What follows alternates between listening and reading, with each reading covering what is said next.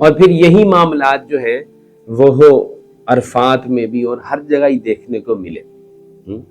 عرفات کے میدان کی حاضری، ابھی بھی عرفات ایک صحرا ہے، اگرچہ بہت سارے درخت انہوں نے لگائے ہیں لیکن پتھر بھی ویسے ہیں، اور ریت بھی جو ہے خیموں کے باہر، مجھے خیمے سے باہر نکلنے کا موقع ملا، ریت ہی ریت ہے اور پتھر ہے۔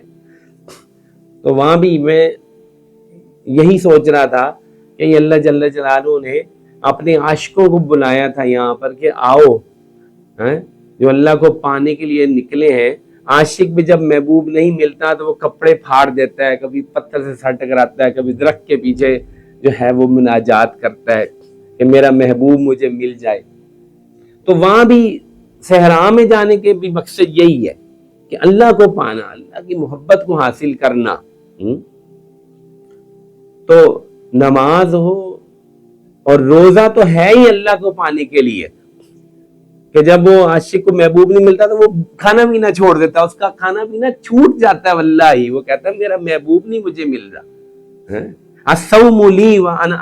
اجزی بہ، انا اجزا بہ، بڑے صوفیان نے ترجمہ کیا ہے کہ روزہ میرے لیے، میں اس کی جزا ہوں، انا اجزا بہ۔ اور میں یہ معنی نقل نہ کرتا، میں نے خود شیخ الاسلام صاحب مفتی تقی صاحب سے یہ الفاظ سنے، انہوں نے خود بیان میں کہا کہ وہاں انا اجزا بہ، یہ بھی ایک معنی ہے کہ میں خود اس کی جزا ہوں، کہ اللہ کو پانے کے لیے وہ کچھ کھا پی نہیں رہا، اس کا کھانا پینا چھوٹ گیا۔